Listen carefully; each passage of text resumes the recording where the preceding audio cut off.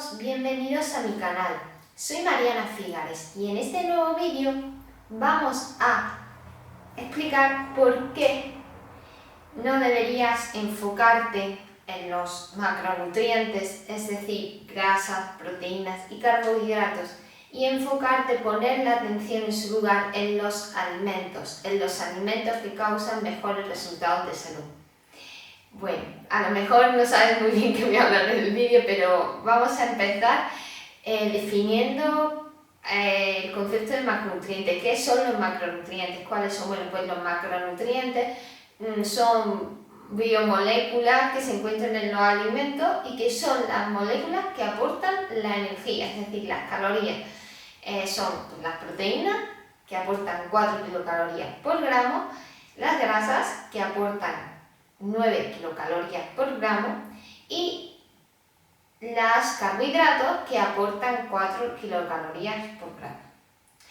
Los alimentos tienen estos macronutrientes en diferentes cantidades, distribución, y a su vez no solamente lo contienen, sino que hay diferentes tipos de carbohidratos, múltiples tipos de proteínas y múltiples tipos de grasas distintas constituidas por diferentes ácidos grasos. Y en función de cómo sea ese tipo, pues el alimento tendrá unos efectos u otros.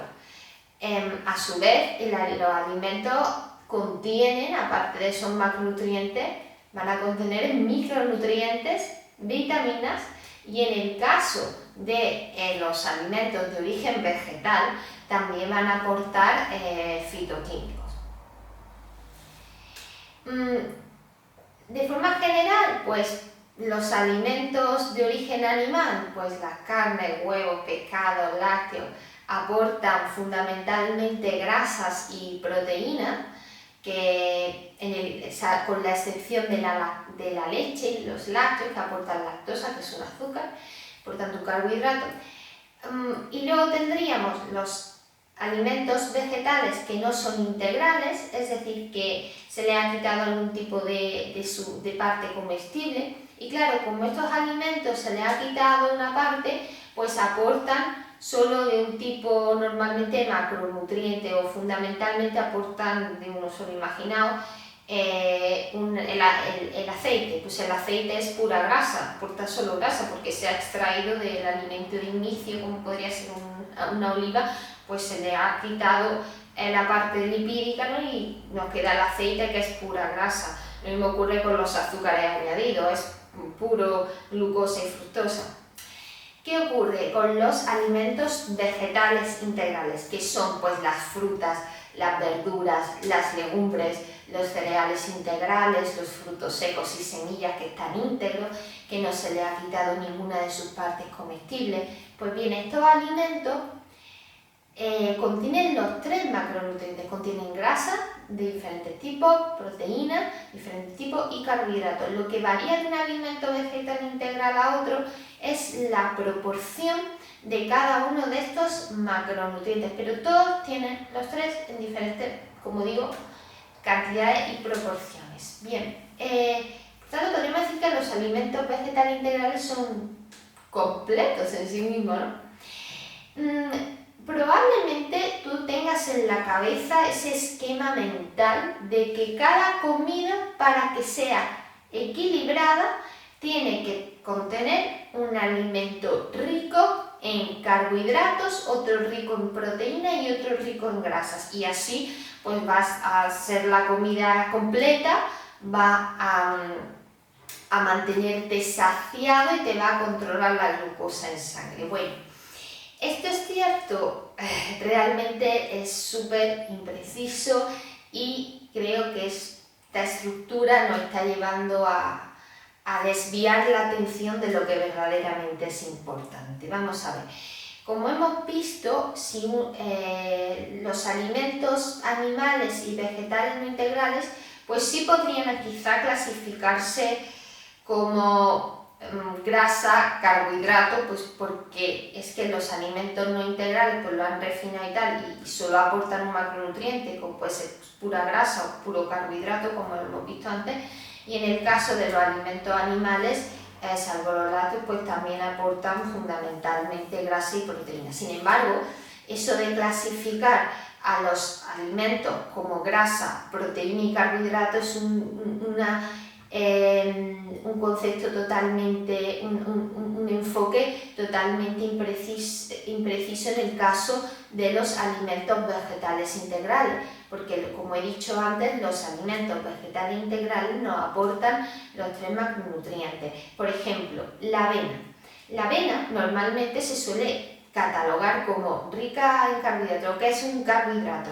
Y esto se dice porque, pues sí, la avena en comparación con otros alimentos aporta más carbohidratos, pero eso no significa que no contenga proteínas, grasas, fitoquímicos, etc. De hecho, la avena, pues el 70% de la energía que aporta proviene de los carbohidratos, pero a su vez contiene grasa, un 15% de hecho de la energía que aporta la avena viene de la grasa y otro 15% de la proteína. Eso significa que cada 100 gramos de avena vamos a estar consumiendo unos 10 gramos de proteína, unos gramos también de grasa, que además del tipo ácido linoleico y ácido alfa-linolénico, que son los ácidos grasos esenciales, también carbohidratos de diferentes tipos. Vamos a encontrar almidón resistente, vamos a encontrar diferentes tipos de fibra, beta-glucanos, por supuesto un montón de fitoquímicos como avenantramidas y demás. Entonces, catalogar a la avena como un carbohidrato parece que no nos va a aportar proteína o tal. No, sí, y si tú comes avena vas a estar haciendo una comida que en sí es completa y no te hace falta estar pensando y ahora la proteína y ahora el carbohidrato. Vamos a ver. Un plato, por ejemplo, un desayuno de avena, de copos de avena con fruta, por ejemplo, se vería como desequilibrado, desbalanceado, a pesar de que ese plato va a estar aportándonos fibra, proteína, grasa, carbohidratos, fitoquímicos, vitaminas, minerales, etc. Bien, pero se vería, ¿no? ¡Ay, no! Es que te falta la proteína, madre mía. Bueno, entonces la recomendación, a lo mejor, las recomendaciones que se están dando y que son frecuentes en redes sociales y muchos expertos en nutrición, no, pues coge y en vez de la avena sola con la fruta, pues tú lo que haces es que parte de la avena, pues lo tienes que sustituir por un alimento que sea proteico, ¿no? Por ejemplo, un yogur de estos rico en proteína, que ahora está muy de moda. Bueno, pues sí, si tú coges una ración, una parte de esa avena, la sustituyes por una porción isocalórica de ese yogur proteico, pues sí, el desayuno va a tener más proteína, pero es que eso no lo va a hacer más saludable. Nosotros, para determinar si un alimento es más o menos saludable, no nos tenemos que basar en el contenido que éste tiene en un nutriente particular, como podría ser la proteína, sino que en lo que debemos nosotros enfocarnos es en que ese alimento nos lleve a mejores resultados de salud. Es decir, nosotros, para determinar si un alimento es más o menos saludable, tenemos que fijarnos en los efectos en la salud que este alimento ha demostrado tener en los humanos. No basarnos en el contenido en uno o varios nutrientes. Los alimentos, como hemos visto, como he explicado anteriormente, son matrices muy complejas con múltiples compuestos bioactivos interaccionando de forma sinérgica. Por tanto, su efecto no puede reducirse a uno de sus nutrientes. Para ver el efecto de los alimentos tenemos que ponerlo a prueba y para eso tenemos estudios de cohorte y ensayos clínicos en humanos y ver qué efectos tiene, porque el hecho de que un alimento tenga más de un nutriente no implica que vaya a causar mejores resultados de salud, dado que puede influir en nuestra salud de otras múltiples vías.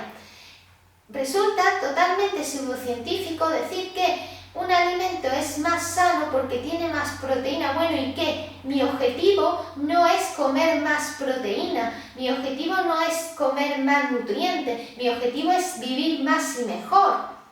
Y eso tiene que quedar muy claro. Entonces, si un desayuno, por ejemplo, de avena con el yogur proteico tiene más proteína, eso no significa que sea más saludable o mejor y que vaya a ser que sea más equilibrada y tal. Vamos a ver, es que el otro desayuno también va a contener proteínas, tal y demás. Y lo más importante, se ha demostrado de forma consistente que sustituir los lácteos o los alimentos y otros alimentos de origen animal por cereales integrales como la avena conduce a una reducción en el riesgo de diabetes, de cáncer, de enfermedad cardiovascular y de mortalidad. Y esto se observa una y tras otra a nivel epidemiológico y luego en estudios randomizados controlados se aprecia como el reemplazar lácteos y alimentos de origen animal en general por cereales integrales y otro tipo de fuentes de proteína y carbohidratos de vegetales integrales conduce a una mejora en los niveles de colesterol y otros marcadores del perfil cardiometabólico. Así, un desayuno de avena y fruta pues tendrá un poco menos proteína que el yogur con la avena y tal, pero me va a conducir a mejores resultados de salud, que eso es lo importante. Por tanto, no tenemos que perdernos y enfocarnos en esos nutrientes, las macros y tal, perdiendo de vista lo que verdaderamente nos importa, que son los resultados de salud. Además, cabe destacar, porque a lo mejor ahora diréis, bueno, pero ¿no es más saciante un desayuno con la proteína y tal? Bueno, la saciedad de una comida no puede limitar, o de un alimento no puede explicarse solo por uno de sus nutrientes. Como hemos dicho, los alimentos son matrices muy complejas y muchos de esos compuestos van a influir en la saciedad. El hecho de que tenga la proteína sí que es verdad que es un factor que parece elevar la saciedad en comparación con el resto de macronutrientes, pero luego el alimento va a contener otras muchas cosas que van a influir en el resultado final. Por tanto, lo más inteligente para evaluar la saciedad de los alimentos es evaluar el alimento entero en cuántas calorías luego tú ingieres, para evaluar esa capacidad saciante. Y esto pues se hizo para desarrollar el índice de la saciedad, y en el índice de la saciedad los alimentos que resultaron con diferencia ser más saciantes fue la patata cocida, la avena, las legumbres, las frutas enteras. Es decir, estos alimentos a igualdad de calorías luego conducen a menor ingesta calórica que los alimentos animales como el yogur. De hecho, el yogur, que sí, pues tendrá más proteína por 100 gramos que podrá tener por ración más proteína que la avena, yogur proteico, pero resulta que en ese estudio el yogur recibió una puntuación de saciedad, el score fue de los más bajos, fue uno de los alimentos menos saciantes, estando al nivel de los cereales refinados y demás. Porque ya os digo, por ejemplo, la avena pues, o los patatas y tal, pues tienen una densidad calórica más baja, la textura, la fibra, etc. Es que el efecto global del alimento en la saciedad es mucho más complejo y está mediado por muchos factores. No podemos decir la más proteína, más saciante, pues no se ha demostrado así. Y de hecho, en un estudio que llevó a cabo el investigador Kevin Hall, en el que se comparó una dieta 100% vegetal, integral, de frutas, verduras, legumbres y cereales integrales, baja en grasa y alta en carbohidratos de forma natural, consumida ad libitum, demostró ser más saciante que una dieta animal, tipo así cetogénica, ¿no? Alta en grasa con un aporte proteico mayor que la vegetal. Y resultó la vegetal ser más saciante a pesar de eso ser más baja en grasa. No podemos reducir los efectos de un alimento a uno de sus macronutrientes.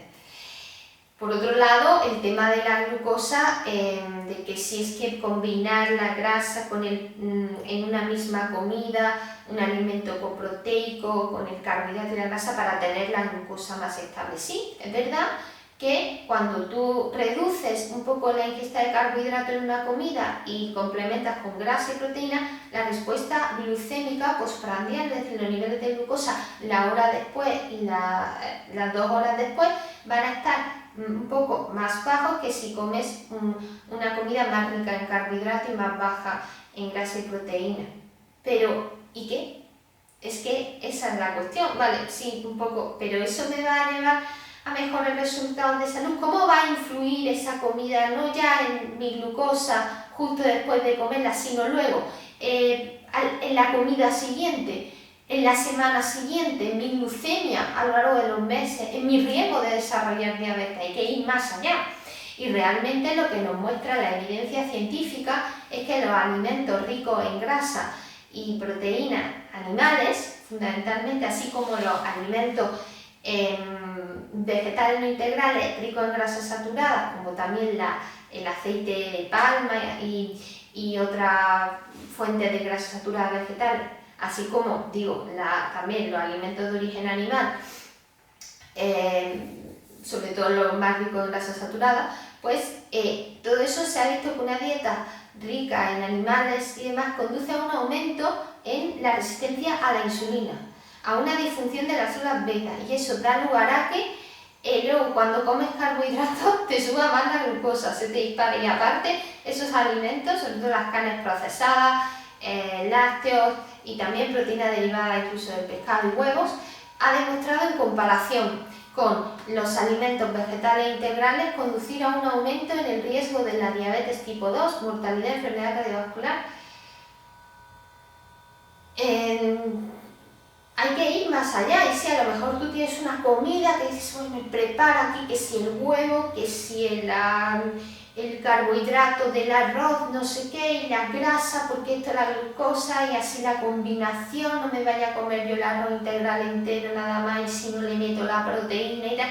Escapa de eso, que te enfoques en los alimentos que causan mejores resultados de salud. No en mecanismos y teorías que luego resulta que no conducen a mejores resultados de salud. Además, se ha visto que la distribución de macronutrientes en la dieta no es muy relevante. Lo que es realmente importante es el tipo de alimento. Se ha demostrado que una dieta alta en carbohidratos y baja en grasa, vegetal integral, mejora el perfil cardiometabólico en comparación con dietas omnívoras más ricas, por ejemplo, en grasa tipo la mediterránea o la cetogénica.